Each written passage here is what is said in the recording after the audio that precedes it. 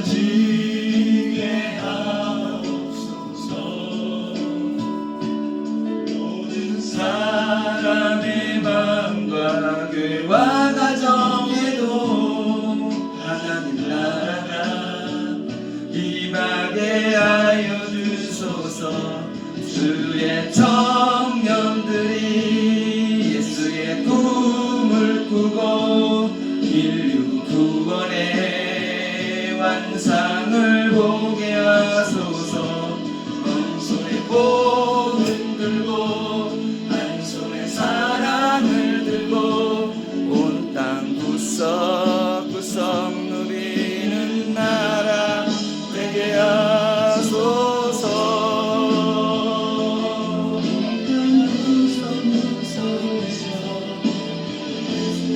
예수를 주로 고백하게 하소서. 하늘의 뜻 이 땅에 이루어주소서. 주의 나라 되게 하소서. 청년들이 예수의 꿈을 꾸고 인류 구원의 환상을 보게 하소서. 한 손에 복음 들고 한 손에 사랑을 들고 온 땅 구석구석 누리는 나라 되게 하소서.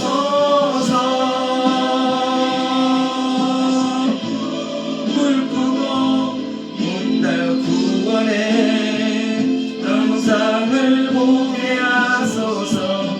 한 손에 복음 들고 한 손에 사랑을 들고 온 땅 구석구석 누리는 나라 되게 하소서.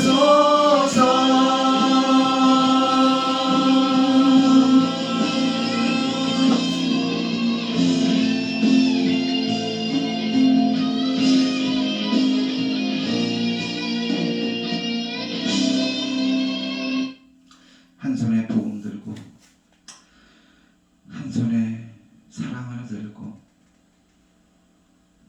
이 땅이 주의 나라가 될 수 있도록 주여 인도하여 주옵소서. 예수님의 이름으로 기도드렸습니다. 아멘. 1982년도에 프로야구가 처음 시작했습니다.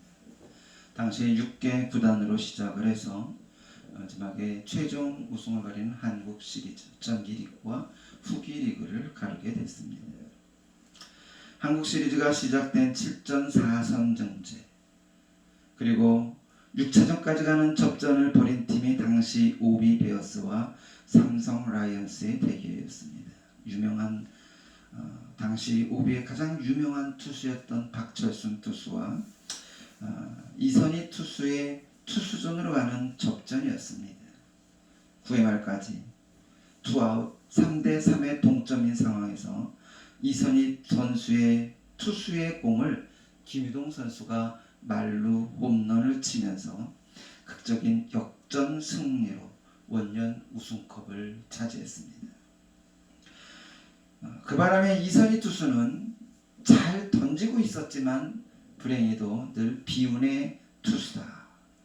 그리고 이 일로 인해서 그 후에 재기를 잘 못하고 사라져간 투수가 되어버렸습니다. 잘하고 있었는데 그만 역전을 주는 바람에 잘하고 있었다가 그만 역전을 당하는 일들이 오늘 이 땅에 수도 없이 비일비재하게 일어나는 것이 스포츠 경기입니다. 3대0, 4대0으로 이기겠다가 느닷없이 5대4로 역전패하는 축구 경기도 있었습니다. 그래서 어느 아나운서의 멘트처럼 스포츠는 각본 없는 드라마라고 이야기를 하기도 합니다. 아무리 시작을 잘해도 끝마무리가 엉성해버리면 한만도 못하다라고 이야기를 합니다. 옛날 이야기의 토끼와 거북이에서도 거북이가 역전 우승을 하는 이야기를 우리는 알 수 있습니다. 토끼는 잘 뛰었습니다.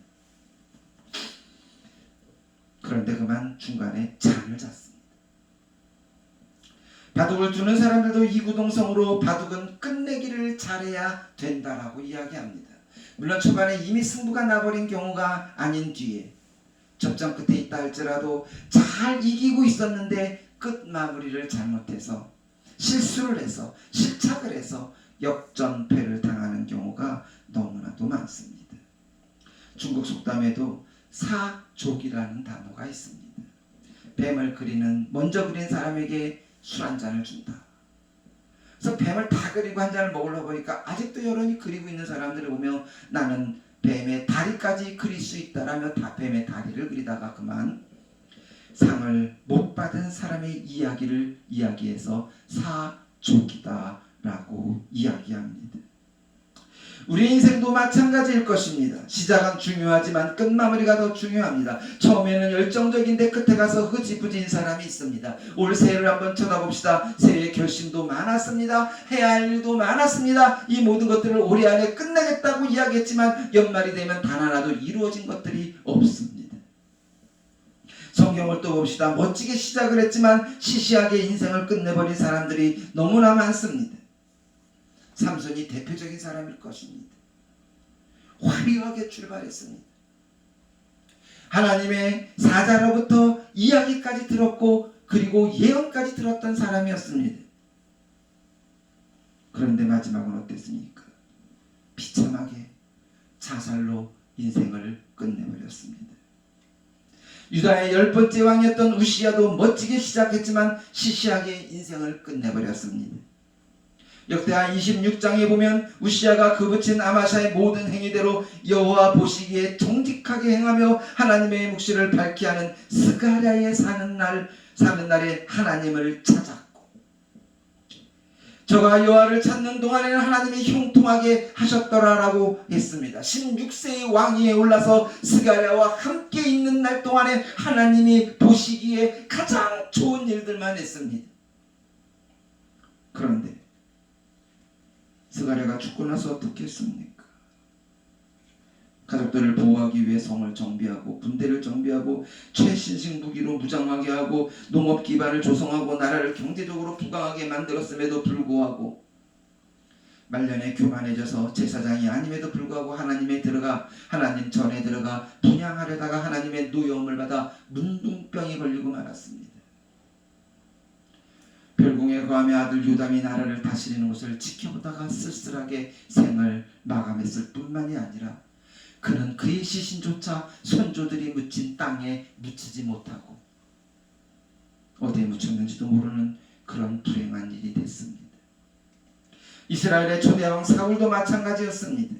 아름답고 준수하고 거기에 겸손하고 겸비했으며 하나님을 경외한 청년이었지만 왕의 자리에 너무 탐욕스러웠습니다. 그만 그가 해서는 안 될 일들 신접한 여인을 찾아갔고 제사장이 아니면서 교만하게 번제를 드렸고 아말렉과 전쟁에서도 모든 것을 진멸하라고 했음에도 불구하고 가치 없고 하찮은 것만 드리고 가장 좋은 것들은 가지고 와버렸습니다. 그로 인해 그의 말년은 어땠습니까? 자살했습니다. 삼손이나 우시야왕이나 사울왕은 멋지게 시작했지만 시시하게 인생을 끝내버린 불행한 사람들입니다. 이와 반대로 성경을 보면 끝에 또 마무리를 잘한 사람들이 있습니다. 오늘 본문에 나온 기드온입니다.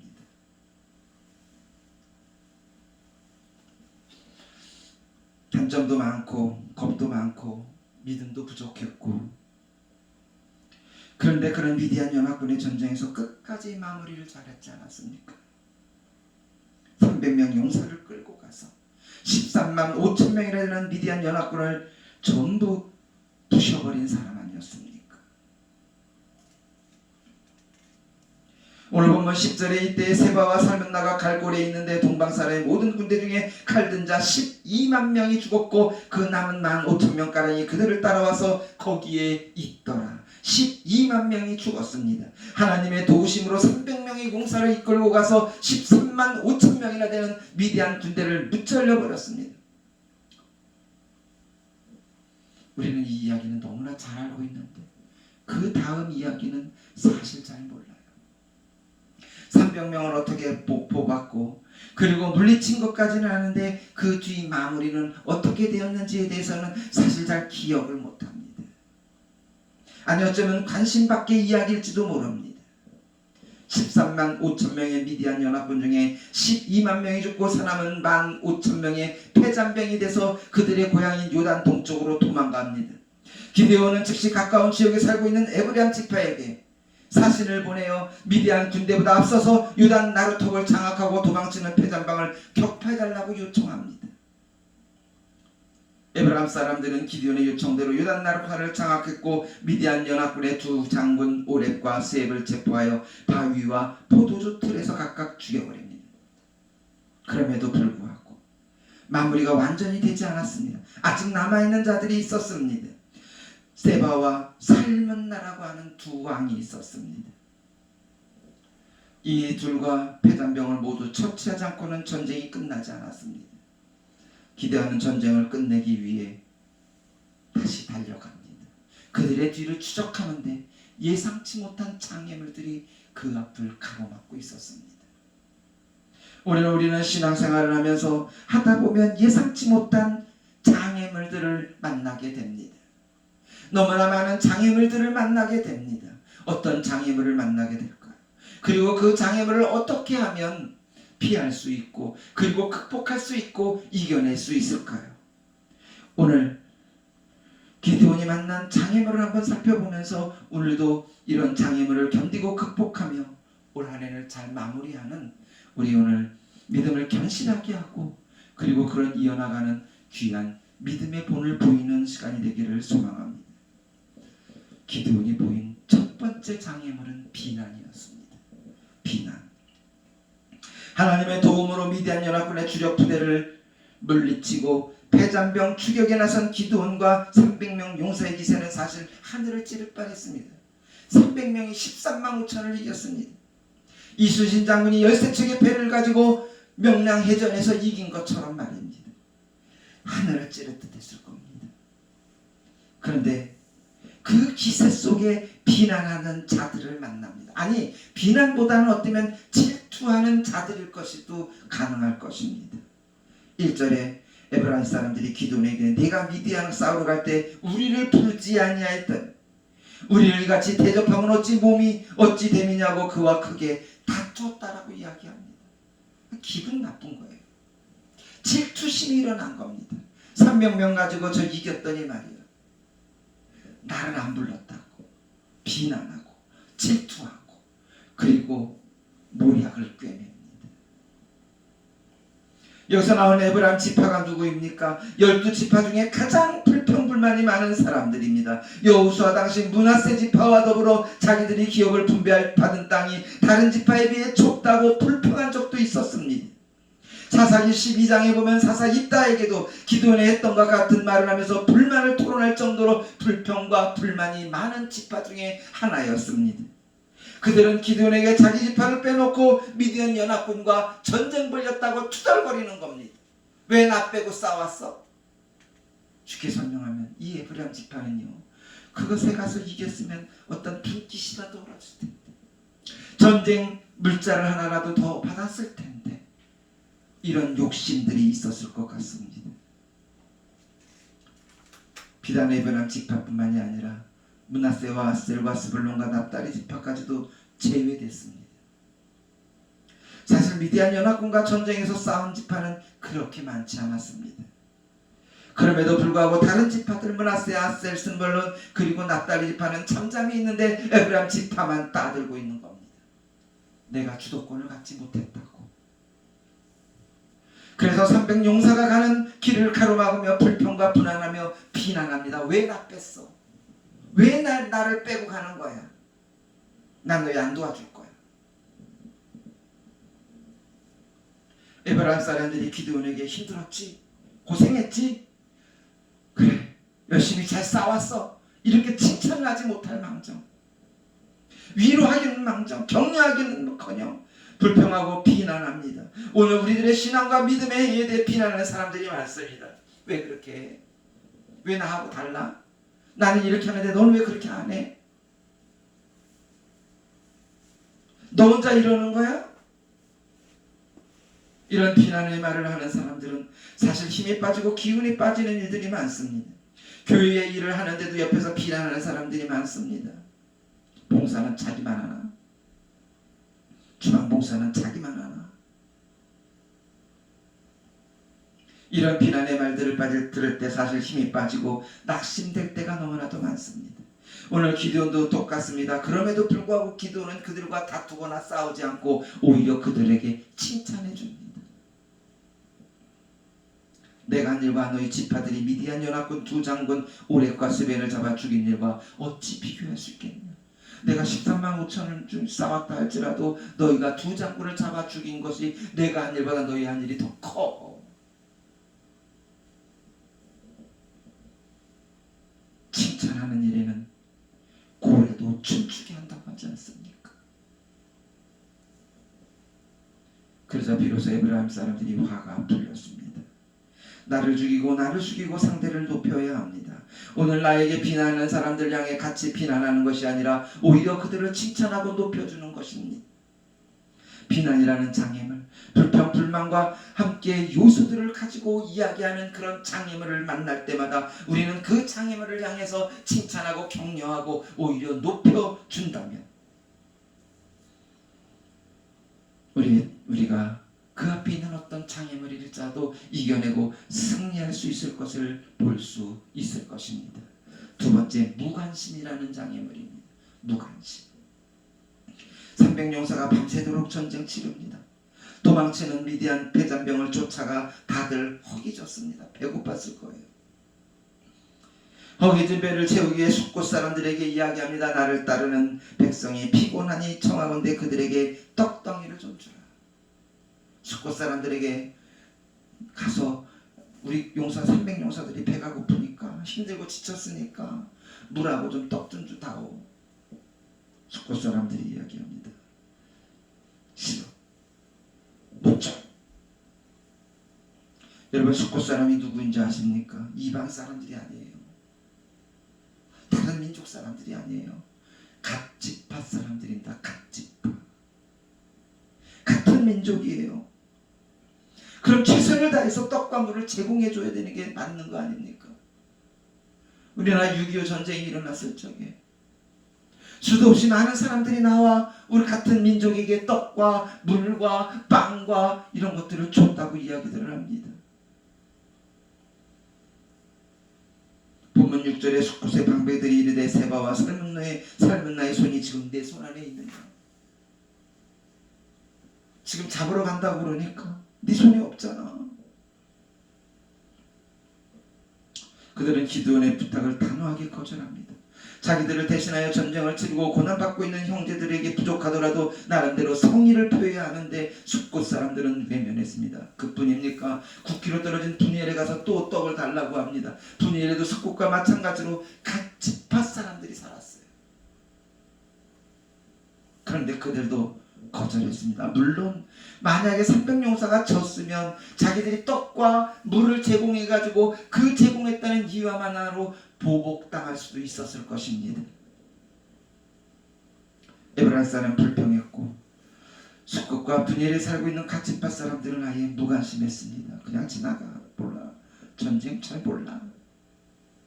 세상에서 제일 무서운 게 무관심이라고 합니다. 특히 정치의 무관심이 가장 큰 적이라고 하기도 합니다. 옆에 사람이 죽어가는데 무관심하답니다. 싸우고 있는데 쳐다보고 간답니다. 땅에 떨어져 절벽에서 떨어지고 있는데 그 떨어지는 모습을 오히려 사진으로 찍고 있다고 이야기합니다. 철저하게 무관심합니다. 교회의 사역은 모두가 협력하여 이루어가는 것입니다. 목사 혼자 하는 일이 아니고 군종 혼자 하는 일이 아니고 집사나 장로들이 혼자 하는 일들이 아닙니다. 우리 모두가 관심을 가지고 이루어 나가야 하는 일입니다. 이건 내가 하는 일이 아니야. 저들이 하겠지.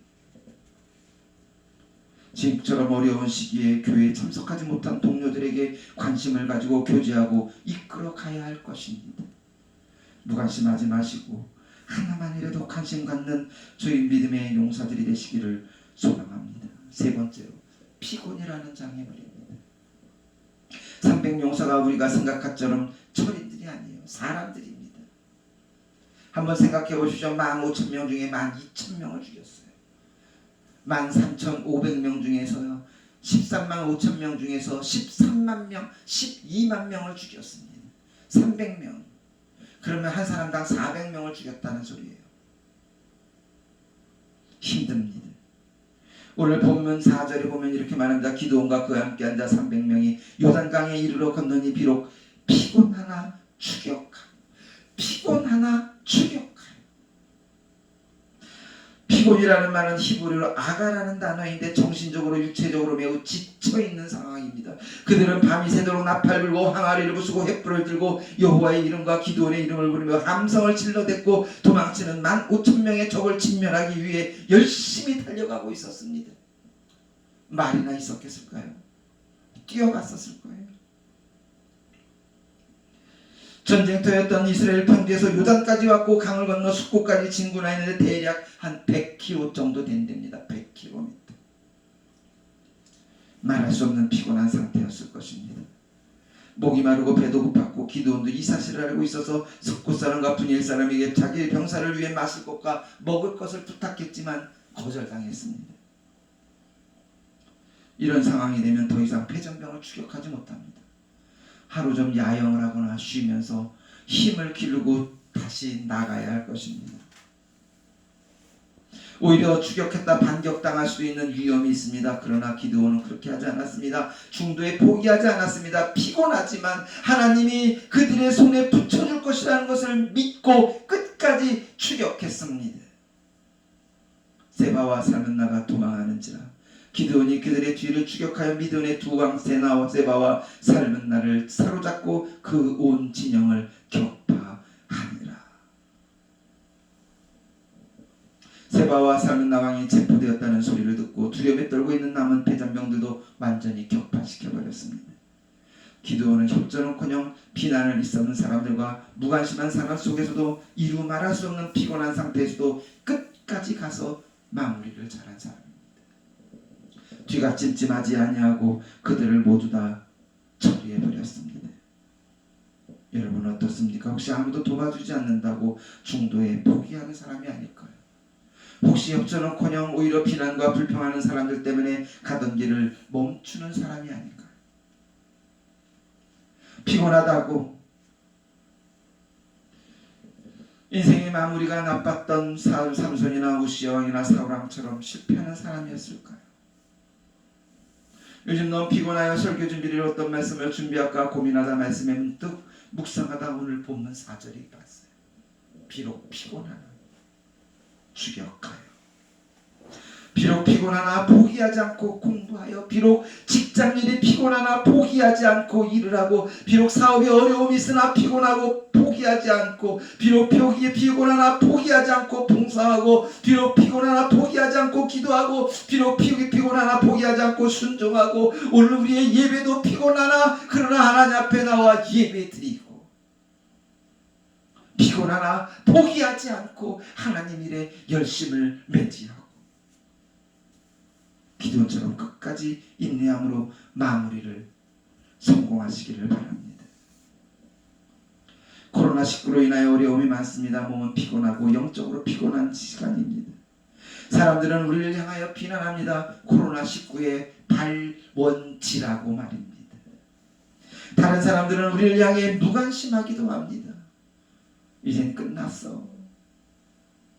그러다 보니 우리의 영적으로 육적으로 너무 피곤하고 지치고 모든 것을 포기하고 싶은 지경에 이른 사람들이 너무나도 많습니다. 시작이 중요했습니다. 그런데 마무리도 중요합니다. 미국의 39대 대통령이었던 지미 카터는 재임 당시 우유부단한 정책과 국내 경제정책의 파탄 등으로 인해 많은 비판을 받았습니다. 그리고 보통 한번 당선이 되면 대부분 재선이 되는데 공화당의 레이건 후보에게 패배하여 재선에 실패했습니다. 그런데 그는 퇴임 후 카터 센터를 설립하고 지구상에서 이야기되는 중대 사건을 분쟁 해결사로 조정 역할을 하고 세계 평화와 인권을 위해 크게 이바지했다고 합니다. 그의 공로가 인정되어 2002년도에 노벨 평화상을 받았습니다. 국제 헤비타트에서 펼치는 사랑의 집짓기 운동을 펼치고 있습니다. 사람들은 그를 가리켜 끝이 아름다운 사람이라고 이야기합니다.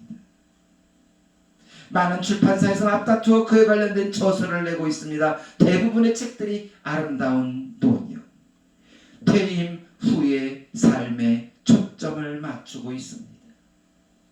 끝이 아름다워야 한다는 겁니다. 처음은 잘 못했다 할지라도 마무리가 아름다워지면 처음의 일들은 다 잊어버리게 됩니다. 기도원처럼 끝까지 마무리를 잘하십시오. 피곤합니까? 지쳤습니까? 포기하고 싶습니까? 지미 카타처럼 끝이 아름다운 인생이 되시기를 소망합니다. 이제 올해 안에 얼마 남지 않았습니다. 1월달에 계획했던 것들, 내가 1월에 무엇을 할 것인가, 올 한 해 무엇을 할 것인가를 한번 생각해 보십시오. 그런데 사실 12월이 돼도 다 한 것들이 별로 없을 겁니다.